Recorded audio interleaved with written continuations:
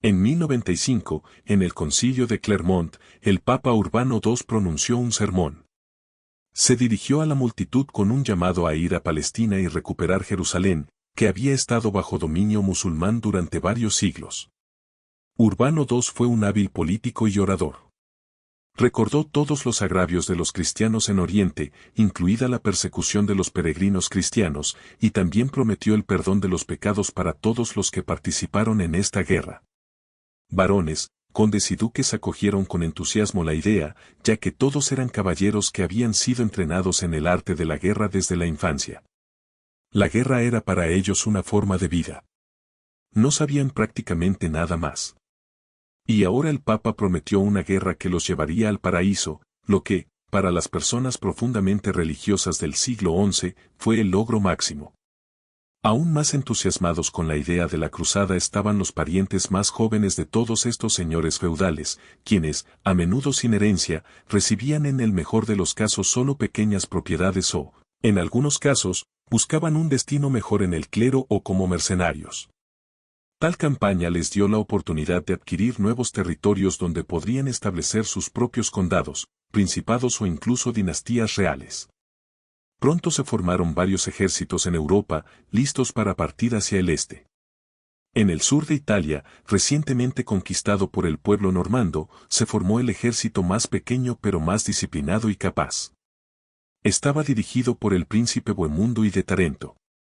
Habiendo sido privado de su herencia paterna por su madrastra y su medio hermano, buscó de los occitanos nuevos territorios más allá de Italia.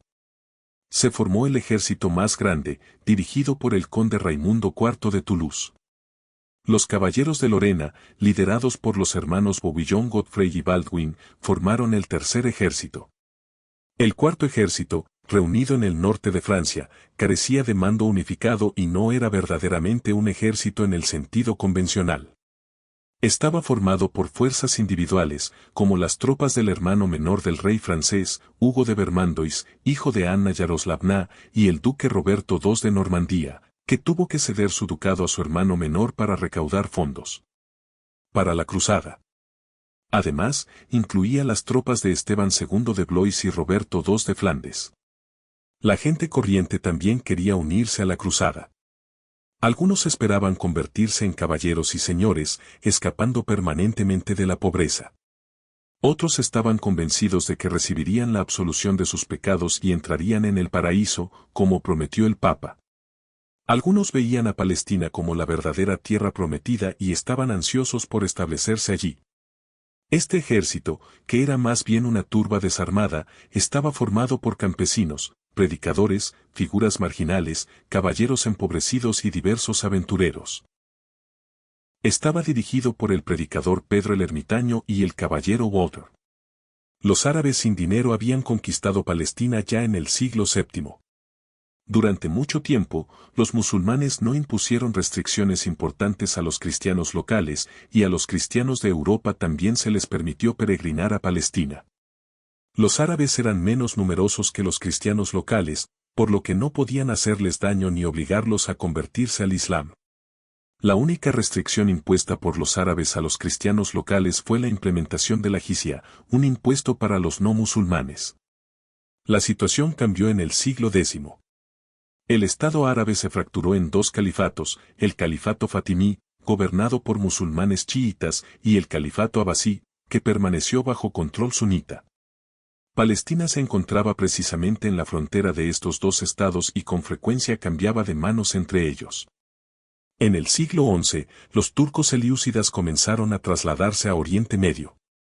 Habiéndose convertido al Islam, establecieron su propio estado, que rápidamente se fragmentó en numerosos sultanatos y emiratos que estaban en constante conflicto entre sí. La región estaba inundada de fuerzas militares, tanto tropas regulares dirigidas por gobernantes locales como bandas de merodeadores, a menudo restos de ejércitos derrotados. Estas tierras se volvieron peligrosas tanto para musulmanes como para cristianos. Los ataques a los peregrinos se hicieron más frecuentes y muchos fueron capturados y vendidos como esclavos. Un incidente notable fue el ataque al obispo Gunther de Bamberg. Viajaba a Jerusalén al frente de un grupo de 7,000 peregrinos. Cerca de Cesarea, fueron atacados por fuerzas musulmanas, algunos fueron asesinados y otros hechos cautivos. No está claro si estas fuerzas eran fatimíes, selyúcidas o tal vez simplemente una banda de merodeadores. Ciertamente, los musulmanes intentaron abordar sus problemas internos, pero estos esfuerzos a menudo condujeron a divisiones aún mayores y nuevos conflictos. El califa fatimí al-Hakim Bi'a-e-Maraya, conocido por su estricto apego a las normas religiosas, responsabilizó a los no creyentes de la crisis y comenzó a perseguirlos. Entre otras acciones, en 1009 destruyó el principal lugar sagrado cristiano en Palestina, la Iglesia del Santo Sepulcro. Fue en este contexto de crisis política y constantes luchas internas que los musulmanes se encontraron con los cruzados. Alejo I Comneno fue el primer emperador bizantino de su dinastía. Su gobierno se basó en la autoridad de sus victorias militares. En 1084, cerca de Tricola, derrotó a Bohemundo de Tarinto, que más tarde participaría en las cruzadas. 7 años más tarde, Alexios derrotó a los pechenegos en la batalla de Lebounon, tras lo cual se centró en la guerra contra los selyúcidas. Los bizantinos con frecuencia recurrieron a alianzas y a la contratación de extranjeros para luchar contra los normandos. El emperador Alejo contrató a venecianos y derrotó a los pechenegos con la ayuda de los cumanos. También empleó los restos de la derrotada horda pechenega en su guerra contra los selyúcidas. Manteniendo esta tradición, en 1090 apeló al Papa para una alianza, planeando utilizar caballeros europeos como aliados contra los turcos. No hizo mención de Jerusalén ni de las cruzadas en sus comunicaciones. Sin embargo, Urbano II, que conocía mejor la política europea, se centró en una cuestión más urgente.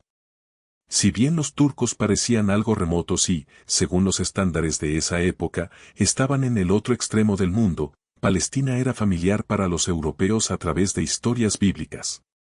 Les parecía el centro espiritual, geográfico y económico del mundo. Los primeros en llegar a las murallas de Constantinopla fueron los grupos de gente común.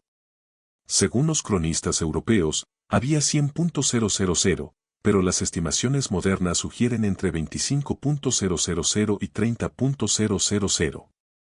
Este movimiento se conoce en la historia como Cruzada del Pueblo. En su camino, estos grupos llevaron a cabo pogromos judíos masivos en las ciudades del Rin y saquearon ciudades en Hungría y el reino búlgaro. Los gobernantes locales los expulsaron por la fuerza. En Constantinopla, la turba no permaneció mucho tiempo. Según los cronistas bizantinos, el emperador se ofreció a esperar a los caballeros, pero Pedro el Ermitaño, deseoso de no compartir la gloria con él, se apresuró a viajar a Asia Menor. Los cronistas europeos sugieren que debido a los rumores de saqueos, los bizantinos se mostraron reacios a permitir que Pedro el Ermitaño y sus seguidores entraran en Constantinopla. Cuando los pobres robaron un techo de plomo de una iglesia de la ciudad, Alejo ordenó que los transportaran rápidamente a través del Bósforo. En Asia Menor, la turba se instaló en la fortaleza costera bizantina de Sibiatot. Mientras tanto, el sultán Ron-Kilij Arslan observó a los europeos, pero no atacó, esperando un momento más oportuno. Durante este tiempo, la multitud de pobres cayó en un conflicto interno. Kilij Arslan, después de derrotar a las facciones alemanas de la mafia que se habían separado del resto, atrajo astutamente a los restantes a una emboscada en un valle cerca de la fortaleza. Luego aniquiló casi todas sus fuerzas. Pedro el Ermitaño sobrevivió solo porque se encontraba en Constantinopla en ese momento, negociando con el emperador. A lo largo de 1097, los 4 ejércitos cruzados llegaron a Constantinopla. Aparte de la tormenta que hizo perder a Hugo de Bermando y su ejército y sus posesiones y al legado papal Audemar, que fue saqueado por los pechenegos, los cruzados llegaron a Bizancio sin mayores problemas. En Constantinopla, su ejército combinado contaba con más de 30.000 soldados. Los bizantinos les proporcionaron ayuda, incluidas tropas comandadas por Tatiquios, el hermanastro del emperador Alejo, y organizaron el cruce y el suministro de provisiones. A cambio, los cruzados debían hacer un juramento de lealtad a Bizancio y prometieron que todas las tierras capturadas a los musulmanes serían entregadas al Imperio Bizantino. Después de esto, las fuerzas conjuntas sitiaron Nicea, que duró un mes. Durante este tiempo, los cruzados lograron derrotar a los turcos, que intentaron aliviar la ciudad. Mientras tanto, los bizantinos transportaban sus barcos por tierra hasta el lago Ascania. Alejo inició negociaciones secretas con la guarnición turca, que finalmente se rindió a los bizantinos. A los cruzados no se les permitió la entrada a la ciudad, ya que era una práctica común en aquella época saquear las ciudades para obtener provisiones y cubrir los costes de la campaña. Los cruzados se sintieron ofendidos y este incidente se convirtió en una de las primeras fuentes de conflicto entre los cruzados y los bizantinos. Desde Nicea, los cruzados avanzaron hacia el este en dos grupos. A la cabeza estaban los normandos, bajo el mando de Bohemundo de Tarento. Detrás estaban los franceses, liderados por Raimundo de Toulouse. Después de 3 días de marcha, Bohemundo llegó a Orileum y acampó para pasar la noche. Por la mañana, las fuerzas del sultán Kilij Arslan lo rodearon. Utilizando tácticas de arqueros montados, los turcos casi derrotaron a los cruzados, pero la llegada inesperada de Raimundo y su ejército los salvó. Las fuerzas combinadas atacaron a los turcos desde ambos lados, lo que obligó a Kilij Arslan a huir del campo de batalla y abandonar su ejército. Esta victoria no solo despejó el camino para los cruzados, sino que también amplió las posesiones bizantinas. Pronto, Tancredo de Taranto, sobrino de Bohemundo, y Balduino de Buyan, con sus respectivos ejércitos, se separaron de la fuerza cruzada principal y se dirigieron a Cilicia, una región que los selyúcidas apenas habían comenzado a conquistar. Esta zona estaba habitada principalmente por cristianos armenios, cuyo reino ya se había fragmentado en numerosos pequeños principados. Los caballeros derrotaron fácilmente a los pequeños destacamentos turcos locales y comenzaron a enfrentarse entre sí. En el invierno de 1097, cuando Balduino capturó Terpsul, recibió enviados del príncipe armenio de Edesa, Toros.